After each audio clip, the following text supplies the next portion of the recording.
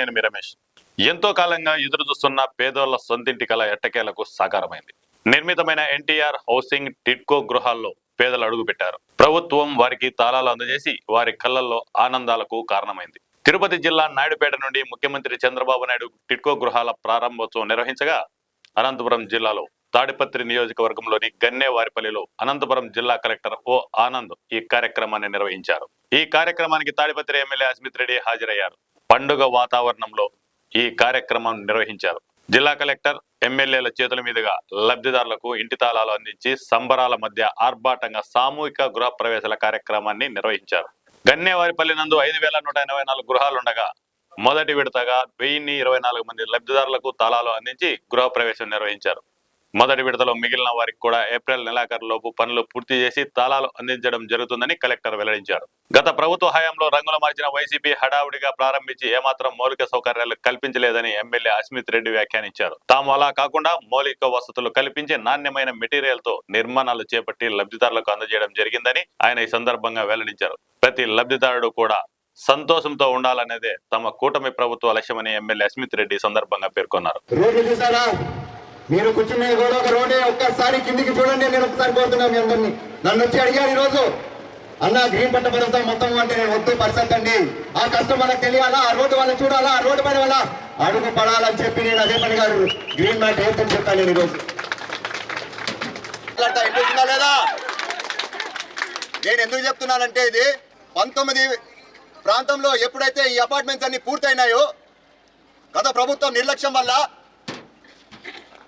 పట్టించుకోవడం వల్ల ఏమైనాయి, డోర్లు ఎత్తుకపోయినారు, పాడైపోయింది పక్కన పెట్టు, ట్యాబులు ఎత్తుకపోయినారు, డోర్లు ఎత్తుకపోయినారు, కిటికీలు ఎత్తుకపోయినారు, లాస్ట్కి టైల్స్ ఉంటాయి కదా సిమెంట్ వేసి పెడితే కూడా అవి కూడా ఇరగొట్టుకొని తీసుకొని పోయినారు. అంత దూరం ఎందుకు? నిన్న మీరు చేరుకుంటే రేపు పొద్దున తిప్పుతానే ట్యాపులో నీళ్లు రావాలని చెప్పి ట్యాపులు బిగిస్తే పొద్దున్న లేసే లోపల ఆ ట్యాపులు కూడా కొట్టుకొని పోయినారు. రాత్రికి రాత్రి 10 గంటలకి మా వాళ్ళు వచ్చి ట్యాపులు బిగించారు. మీకు తెలుసో తెలియదు, మళ్ళా రెండోసారి బిగించారు ఈ 10 రోజుల్లోనే. కోరుకుంటున్నా మీ అందరినీ, అడుక్కుంటున్నా మీ అందరినీ, దయచేసి చేతులు జోడించి నమస్కరిస్తున్నా, చేరుకోండి. రోడ్లు వేశారు, నీళ్ళు ఇచ్చారు, కరెంట్ ఇచ్చారు, అండర్ గ్రౌండ్ డ్రైనేజ్ సిస్టమ్ ఇచ్చారు. సో ఖచ్చితంగా మీరు చేరుకుంటే మీరు బాగుపడతారు. ఈ ప్రాంతం కూడా బ్రహ్మాండంగా ఉంటుంది. ఒక్కసారి వేయించుకోండి. 1000 కాదు, 2000 కాదు, 3000 కాదు, ఏకంగా 5000 మంది ఒకటే చోట ఉన్నారంటే కల కితకితలాడుతూ ఉంటుంది, అవునా కదా? దయచేసి మీరు ఈరోజైతే ఎవరైతే 1000 మంది లబ్ధిదారులు ఉన్నారో మీరు చేరుకోండి. నమస్కారం అండి. ఈరోజు ఆనరబుల్ సీఎం గారి ఆధ్వర్యంలో రాష్ట్ర వ్యాప్తంగా మన టిడ్కో హౌసెస్ ఇనాగ్రేట్ చేస్తున్నాము.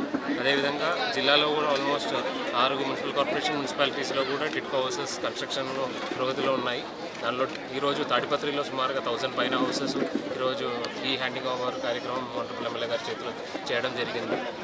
జిల్లా వ్యాప్తంగా ఇది కాకుండా టిడ్కో కాకుండా కూడా సుమారుగా 3000 హౌసెస్ పైన మనం ఈరోజు కంప్లీట్ చేసుకొని కన్సర్న్ బెనిఫిషరీస్కి హ్యాండ్ ఓవర్ చేస్తున్నాము.